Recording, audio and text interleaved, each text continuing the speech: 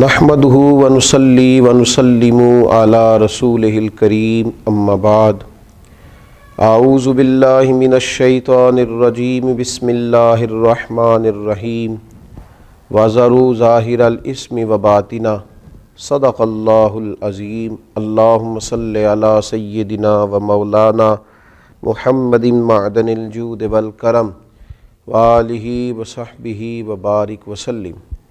حمد و صلات کے بعد ماہ مقدس، ماہ نور، نور و سرور، ماہ رمضان المبارک میں ایک سلسلہ گفتگو روحانی مسائل اور ان کا حل۔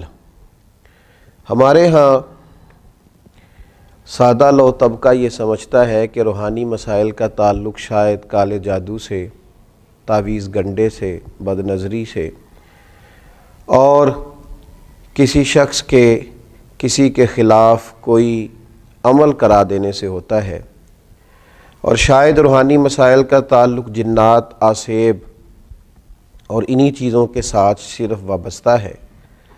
حالانکہ ہمارے جو روحانی مسائل ہیں انہوں نے تو ہمارے سارے ظاہری مسائل کو بھی بگاڑ دیا ہے۔ ہمارے دل کے بگاڑ نے ہمارے وجود کے بگاڑ پر اور ہمارے اعمال کے بگاڑ پر بہت بڑا کردار ادا کیا ہے۔ یہ روحانی مسائل کیا ہیں؟ یہ روحانی مسائل دراصل باطنی مسائل ہیں۔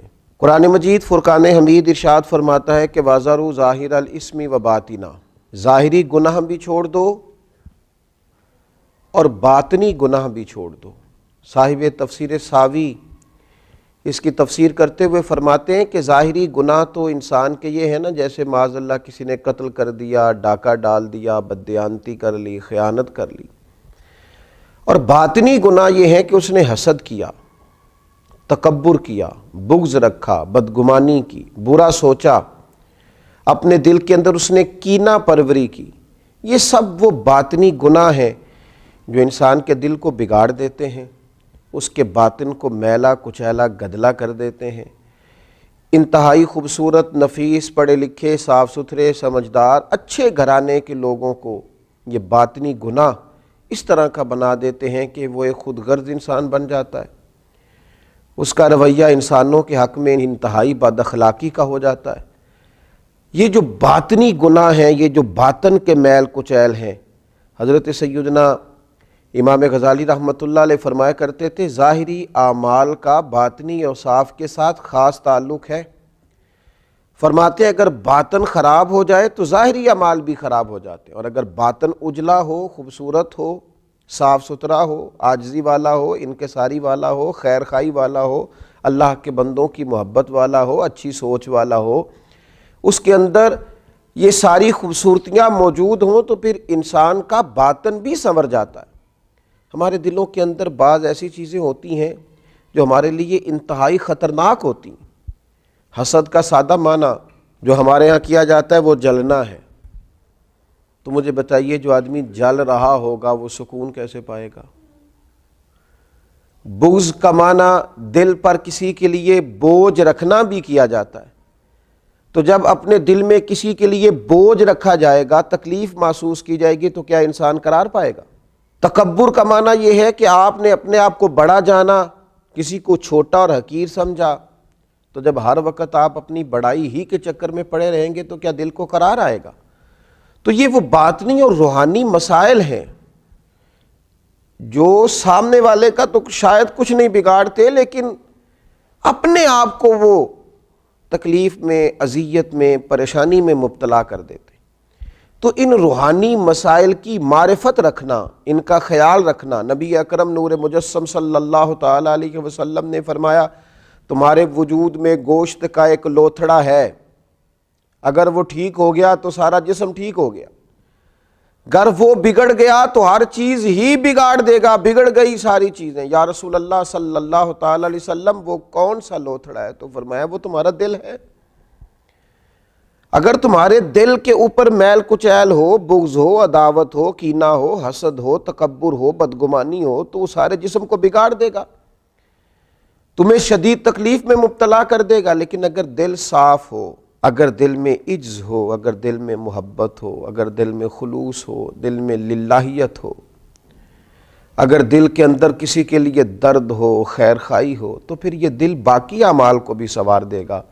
اسی لیے امام غزالی رحمۃ اللہ علیہ فرمایا کرتے تھے کہ دل ایک تنے کی طرح ہے، درخت کا جو تنا ہوتا ہے اس کی مانند دل ہے۔ اگر تمہارا دل صاف ہے تو پھر جو اوپر شاخیں لگیں گی تنے کے وہ بھی خوبصورت لگیں گی، پھول لگیں گے، پھل لگیں گے، توانائی ہوگی۔ لیکن اگر دل ہی بگڑ گیا ہے، پاک ہوویں تے پاک ہی ملدا ہی تے بنا پاکوں پاک نہیں ملدا، سارے جسم دے دھون دے نالوں اکو تولا ہے ٹکڑا دل دا۔ اور اقبال کہنے لگے دل بیدار پیدا کر، کہ دل خوابیدہ ہے جب تک، نہ تیری ضرب ہے کاری نہ میری ضرب ہے کاری۔ دل اگر صاف ہو، یہ جو باطنی ہمارے مسائل ہیں، یہ جو روحانی مسائل ہیں، جب تک ان کا ادراک نہیں ہوتا، اعلیٰ حضرت فاضل بریلوی رحمۃ اللہ علیہ فتاوی رضویہ شریف میں ارشاد فرماتے ہیں کہ جو مسائل ہیں نا علم قلب کے، دل کے جو مسائل ہیں، فرماتے ہیں یہ بھی فرض ہے ان کا سیکھنا بھی۔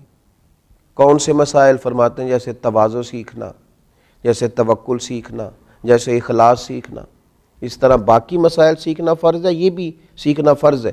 اور فرماتے ہیں جس طرح بہت سے حرام چیزوں کی معلومات ہونی چاہیے کہ یہ ٹھیک نہیں، یہ منع ہے، یہ درست نہیں ہے، اس سے اللہ رسول ناراض ہو جائیں گے، اسی طرح جو محرمات باطنیہ ہیں، یعنی تکبر ہے، ریا ہے، عجب ہے، حسد ہے، ان کی معلومات ہونا بھی ہر مسلمان کے لیے فرض ہے۔ اور پھر آگے چل کے آپ ارشاد فرماتے ہیں عظیم روحانی پیشوا سلسلہ قادریہ کے عظیم روحانی بزرگ اعلیٰ حضرت فاضل بریلوی رحمۃ اللہ علیہ ارشاد فرماتے ہیں جس طرح پنجگانہ نمازوں کی فرضیت جاننا ضروری ہے، اسی طرح حصول اخلاص کا علم ہونا بھی ضروری ہے، اس لیے کہ ہر عمل کی صحت، ہر عمل کا ٹھیک ہونا، اللہ کی بارگاہ میں قبول ہونا اخلاص ہی کی بنیاد پر ہے۔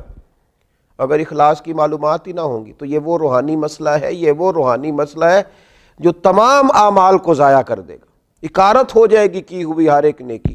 پھر آپ ارشاد فرماتے ہیں جس طرح حلال و حرام کا علم ہونا ضروری ہے، اسی طرح ریاکاری کا پتہ ہونا بھی ضروری ہے۔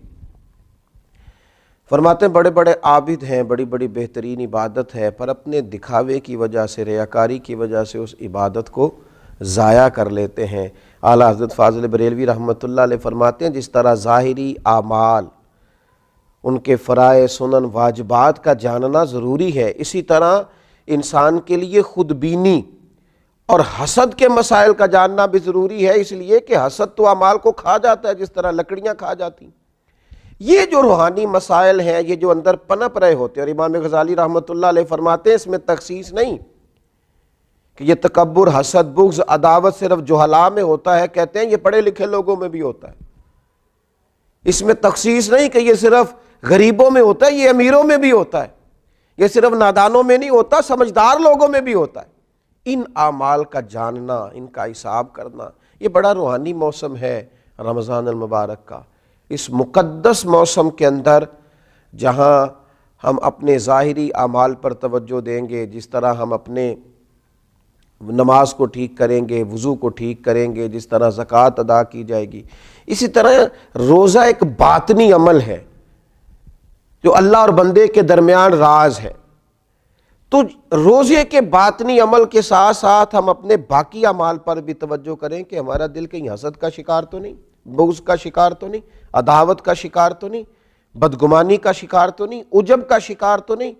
اگر دل کے اندر یہ ساری بیماریاں ہوں گی تو یاد رکھیے گا سارے اعمال کے باوجود، ساری نیکیوں کے باوجود انسان نہ قرار پا سکے گا، نہ وہ نیکیاں اللہ کے حضور قبول ہوں گی، نہ اسے کوئی فائدہ ہوگا۔ اپنے ان روحانی مسائل کے حل کے لیے سب سے پہلے کوشش کی جائے، اپنے باطن سے ان قدورتوں کو، ان بیماریوں کو، ان چیزوں کو سب سے پہلے نکالا جائے۔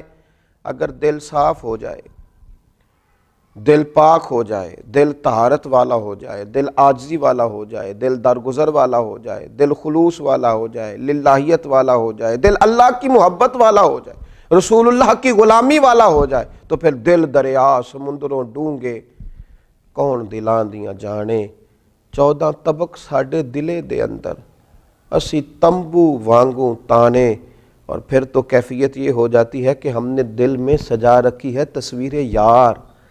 جب یہ ساری بیماریاں نکل گئیں اب ہم نے دل میں سجا رکھی ہے تصویر یار. بس ذرا گردن جھکائی دیکھ لی. اللہ تعالی ہمیں ان روحانی مسائل سے نجات عطا کرے اور ان بیماریوں سے شفا عطا کرے. آخر دعوانا الحمدللہ رب